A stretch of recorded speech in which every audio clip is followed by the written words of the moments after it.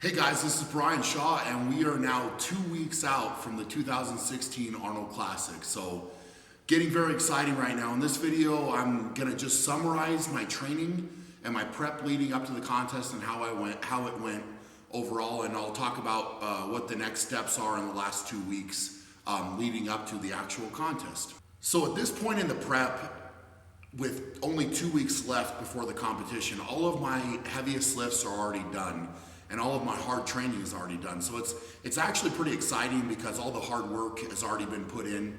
But what I will say is these 2 weeks are actually very difficult because when you're leading up to this contest, you get very excited about lifting and training, and it's hard to back off and hard to keep yourself from lifting very heavy because you feel ready to go and you want to put that hard work in, but it's actually smarter to back off and save the lifts now at this point for the competition. So it's a balancing act, and coming in every single year I go through it, and every single year I hate it.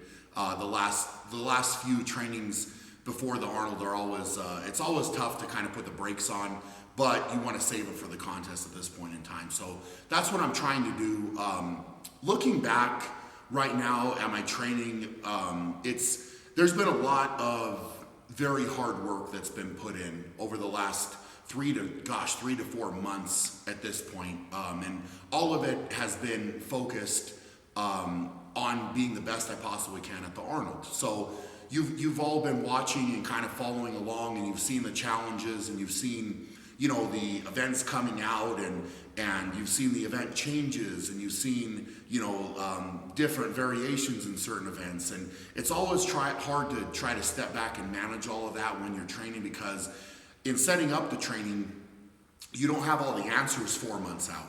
And at 4 months out, I don't even know what the actual events are going to be. I can guess, and that's about all I can do. So looking back, taking all of that into account, I feel like I've done a pretty good job overall with trying to manage things the best I could and to prep the best that I possibly could. So going in, what I like to do is to compare myself to last year, because that's the most recent competition, and it's the most similar. So I like to think about, back to last year, where was I at this point in time, and how did the training go last year? And in 2015, I actually was dealing with kind of a groin issue leading up to the contest. So I think, honestly, I only trained yoke like 2 or 3 times, and never even really that heavy.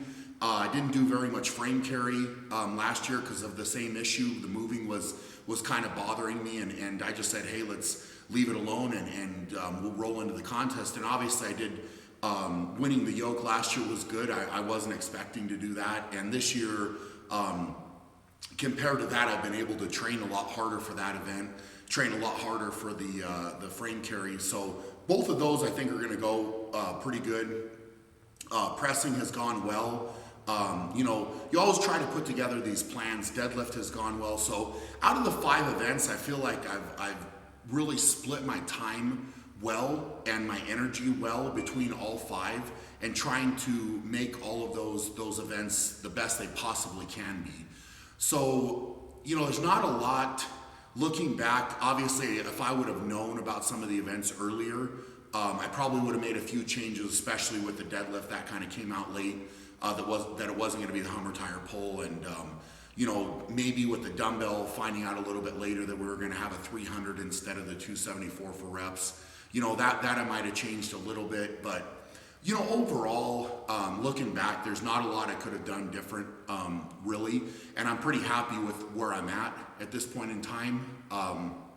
So yeah, the hard work is done. I mean, there's not a lot really that in looking back that I would change. So that's a good thing, and I'm very happy to be able to say that. So now it's more that I need to shift from the hard and heavy training these last couple weeks to the mental preparation and trying to get ready for the actual competition. So I come in and still train, obviously, and backed off with that, but I start to prepare myself mentally for competing, and just kind of putting myself in these scenarios, and mentally thinking about what the other competitors can possibly do on certain events, and all of that is well and good. But what I will say is, at the end of the day, you can analyze the contest every way possible and think about, which guy can do what. But the only performance that I can really truly control, is my own. So I have to go out, and I know if I do what I'm capable of doing, that the result will be pretty good. So that's what I'm focused on right now, is just I want to perform up to my potential. And that's all I can really ask for, because you can't go to the contest and all of a sudden, have some kind of superhuman performance that you're not even capable of in training, or even close to it. I want all my best lifts to come at the actual competition, but that being said, I'm trying to save those biggest lifts for the actual competition. So that's the game plan. It's gone pretty well, and I'm happy. I'm happy right now. I feel good. There's some more recovery work that I need to do. Obviously quite a bit more eating still to go. And there's, the last couple weeks, I want to make sure that my body's primed for competition. So that's my goal at this point in time. So let's get into a couple of the questions that you guys asked after the last video. And one question that I got was about the deadlift, and whether I prefer a rising bar style deadlift, or if I prefer to call my own weights, as we have to do at the Arnold. And then if it was to be call your own weights, if I thought that 3 attempts was enough, or if we should have more like 6 attempts, as they've done, or used to do with the old school kind of World's Strongest Man, where you could jump in and out 6 times. So personally, each of them is kind of fun, and they both kind of change your strategy when you do them. So if it's a rising bar, a lot of times the rules are that you can sit out certain attempts and then jump back in if you want to, but the referee calls the weight on all the attempts. So that's a little bit of strategy there. So you don't typically, of course, each contest has its own rules, and sometimes you have to take every attempt, but a lot of the rising bars you can sit out. Most of the guys end up not sitting out though, because they take big enough jumps at the competitions that you don't want to sit out and miss a weight and then lose points. So that's an interesting way to go. As far as calling your own weights, like we do at the Arnold, there's definitely a lot to that. And you have to be smart with what weight you call, what weight you open with, what weight do you jump to. And it's easy to get drawn into going too heavy with something like that. So you have to be smart and have a game plan going in with that, and not, believe me, when you're calling those weights at the Arnold, there's a lot of pressure to choose the right weight and to do the right thing on stage. And you don't want to, like I said, it's very easy to kind of get drawn into the competition, get amped up, and try to go for a weight that is maybe more than you're comfortable with, which is why sometimes you see guys miss lifts, as has happened in the Hummer tire deadlift before, and it's something where they try to jump in too heavy or whatever. So there's a lot of strategy there. If you're going to call your own weights, I personally think that 3 attempts is probably enough, just because with the kind of weights we're lifting now, doing 6 attempts, like, you're not going to go close to 1,000 pounds and do 6 attempts at that.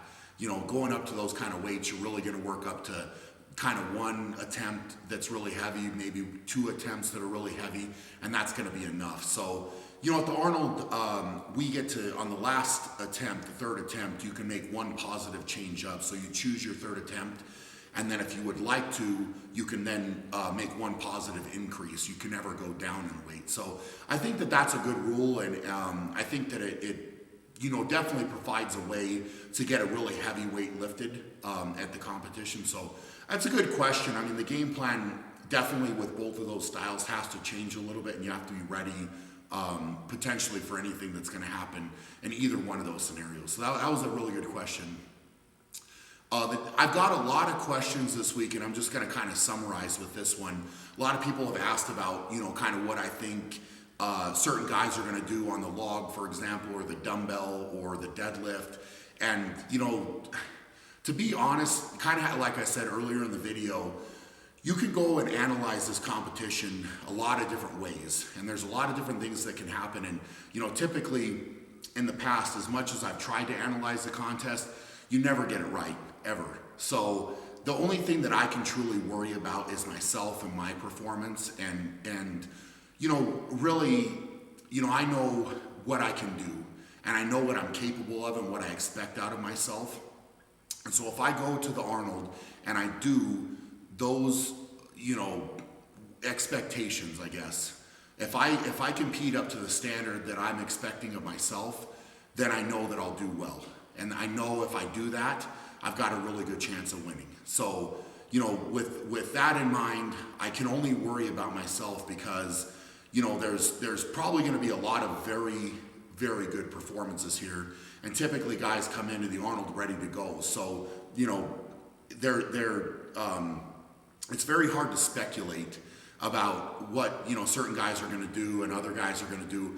Believe me, it's a lot of fun. It's a lot of fun, and I really like that the fans get into it, and that there's a lot of different scenarios that you can come up with and talk about, and it makes it very fun for the fans. It makes it very fun for the competitors. But at the end of the day, I think the best competitors worry about themselves and what they're going to do and what they expect of themselves, and not so much worrying about what other guys are going to lift. So that's how I would answer all of those questions. I think there's going to be some good performances. I mean, we haven't seen a lot of videos necessarily from all the guys this year, so that's kind of what typically happens. Is a lot of guys like to train kind of in private, if you will, and not put a lot of stuff out there, and bring the best performance they can to the actual competition. So it's always very exciting at this point in time, seeing who's put the work in, who's ready to go,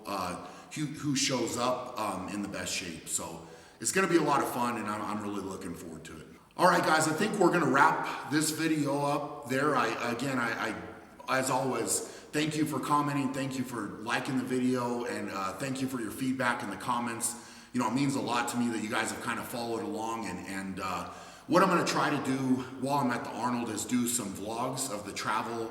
I don't know, typically my time at the Arnold is very pressured, if you will, and I have a lot of pressure on me to be in different places at different times, but I'm going to try to do the best I can to get some videos out there, cover the Arnold the best I can, to put on the YouTube channel here, and hopefully it'll be exciting, kind of a behind the scenes look that we haven't really given before. So it's going to be really exciting, and I'm trying to contain myself right now, but I'm getting really excited to compete, and I think it's going to be really awesome. So looking forward to it, and we will update you probably when we get back from the Arnold.